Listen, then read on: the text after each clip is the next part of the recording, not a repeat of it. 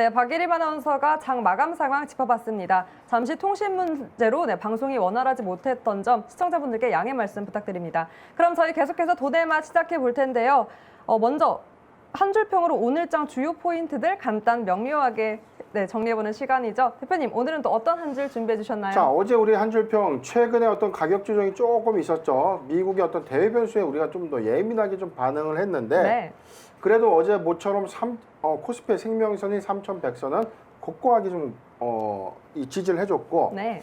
코스닥 역시 950선을 좀 탈환하면서 960포인트에 좀 마무리했다가 자, 오늘 상승폭은 잠깐 보도록 하겠습니다. 코스피는 0.09% 좀 하락을 했고 코스닥은 0.42% 상승하면서 966포인트. 자, 그럼 오늘 이 장은 어떻게 볼 것인가? 아주 선방한 것이다. 최근에 어떤 미국의 어떤 이 페이터링 이 불확실성이 좀 있다.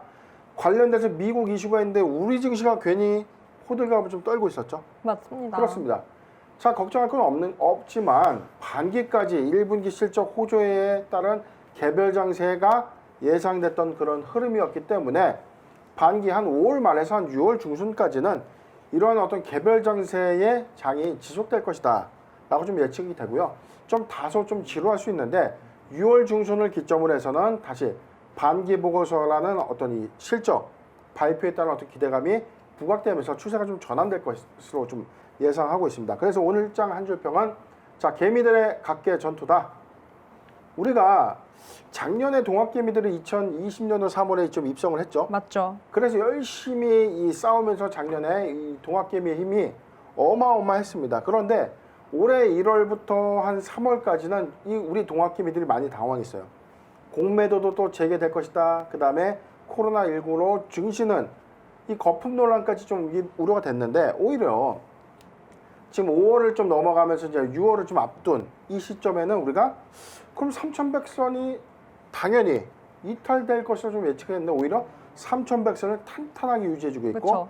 코스닥 역시 950선을 탄탄하게 좀 잘 지키고 있다.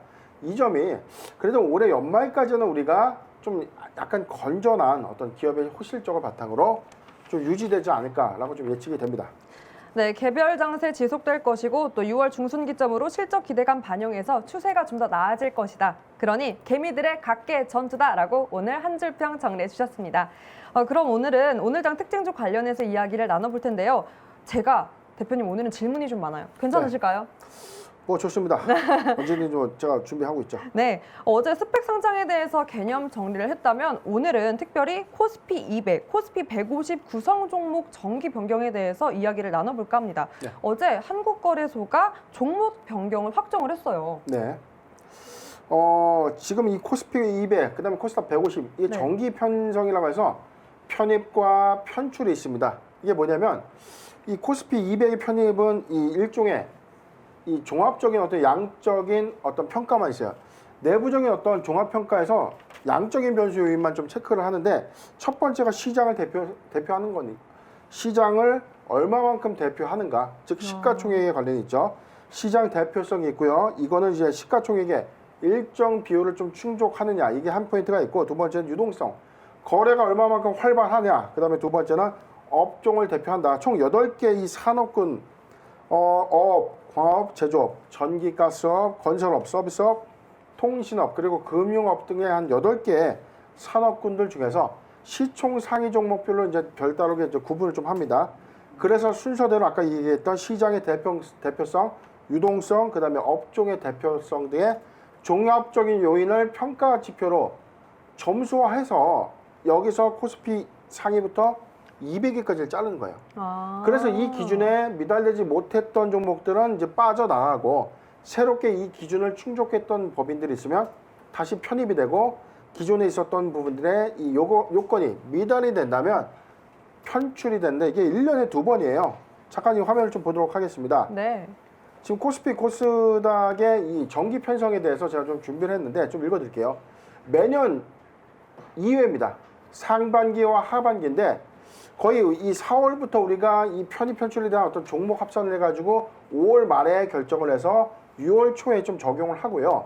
하반기에는 10월부터 검토를 해가지고 11월 말에 대체적으로 어떤 이 종목을 발표해서 12월에 좀 편입을 하는데 상반기 심사 기준일은 나와 있죠. 4월 30일입니다. 그리고 전기 변경 결과 공시는 5월 말이고 리밸런싱 반영은 6월 11일인데 이게 이 하반기로 따지면은 한 11월 31일이 되겠고 그 다음에 전기 변경의 결과 공시는 이 우리가 폐장일 전일이니까 한 12월 28일에서 한 29일 한 요 날짜가 좀 될 것 같은데 자 요건 좀 비슷합니다. 근데 1년에 2번 하는 그 이유 중에 하나가 종목의 다변성, 그 다음에 이 코스피 200, 그 다음에 코스닥 150의 정기 편성을 통해서 기업들의 어떤 이 우량 지표를 좀 가져가는 기업들의 이 매수 기간의 어떤 매수 포지션을 좀 더 가져갈 수 있고요. 해외 외국 계좌, 그 다음에 외국인들, 그 다음 외국인 기관 투자자들의 어떤 투자 대상 효과를 좀 완화해주는 그런 효과가 좀 있습니다. 대표님 그럼 관련해서 오늘 대한전선이 이 코스피 200에 편입되면서 강세를 보였습니다. 네. 그런데 코스피 200이 편입된다는 건 공매도가 어떻게 보면 변수로 작용될 수 있지 않을까요? 시장에서 좀 우려하는 부분이 좀 그런데 지금 일단은 편입 회출부터 한번 다시 보도록 하죠. 네. 그리고 대표님 저 질문이 네. 또 하나 있어요. 괜찮을까요? 네, 말씀하십시오. 이런 이슈로 접근할 때는 단기적 관점보다는 뭐 중장기 관점이 맞다. 그렇게 봐야 한다라는 이야기도 있더라고요. 그럼 제가 여기서 답변을 좀 해드릴 건데 네. 편입이 되면 뭐가 좋고 편출이 되면 나쁜 건가요?